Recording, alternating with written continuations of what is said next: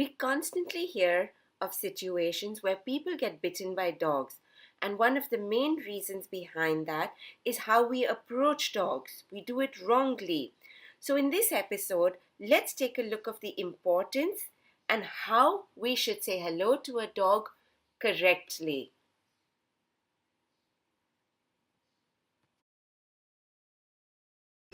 Okay, what we're going to look at today is how to approach and greet a strange dog. Most of us don't know what to do, how to do it, and we kind of get it wrong. In the bargain, we can get bitten. With dogs that are socialized to human beings, we can get away with a lot of the wrong ways that we greet. But if it's a dog that's not understood people, is not okay with people, or it's a street dog, you can get bitten. So we've got Tiki here. I'm going to approach Tiki and I'm going to talk you through the process of how to greet the dog correctly. And if you do it in the correct manner, it also comforts the dog, because then they understand that this person is respecting my zone. So let's approach Tiki and see. So when you first approach the dog, preferably don't have your front going straight into the dog. Dogs don't like that. A lot of sensitive dogs might find that intimidating. So preferably have your side to the dog as you approach. Second, don't make direct eye contact with a dog that is not social with people. In the doggy world, direct eye contact is a way for a dog to start a fight. So by staring a dog in the eye like that, I could be telling the dog that I mean harm. So avoid that by don't make the eye contact direct. You can look generally towards the dog and be there. Look again, my side is there, so I'm not confronting. The dog doesn't find it intimidating. Another thing we should not do is loom over the dog. I'm looming over, I'm bending over. Most dogs find that very invading of their privacy, and they kind of, their private zone, and they kind of will back off. They find it intimidating. So don't do that. Secondly, I would come about this much and I'd extend my hand, and I would now wait for the dog to make that final move.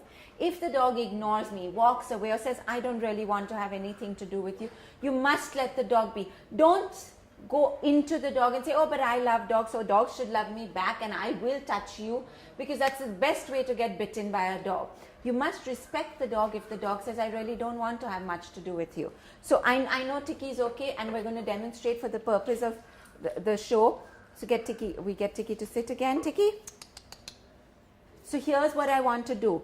Also, if you are then going to touch the dog, the third step, if you're going to touch the dog, try not to touch a strange dog on the top of the head. So this is a spot where most dogs might find it intimidating. Why? Because you can't see the hand. So touch the dog where he can see your hand. So ideally don't do this. Most dogs, you'll notice, will lift their head up. They won't like it. So avoid this. Touch here.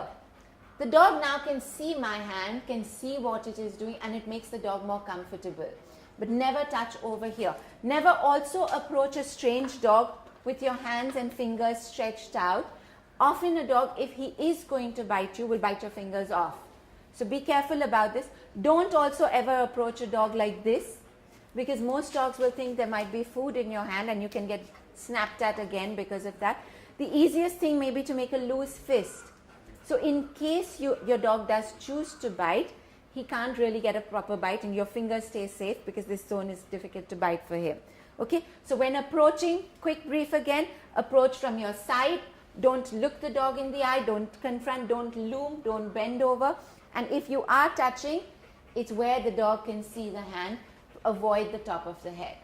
So that's how you'd greet a dog, especially if it's a dog on the street, if it's a strange dog, or it's a dog that looks like it's not very comfortable with human approach. Please keep these rules in mind, because keeping them in mind could prevent you from getting bitten. Right? Good girl, Tiki.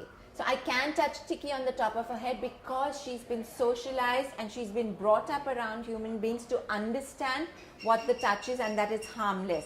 But again, coming back to it, if it's not a dog that knows all of that, please be careful in how you interact with the dogs.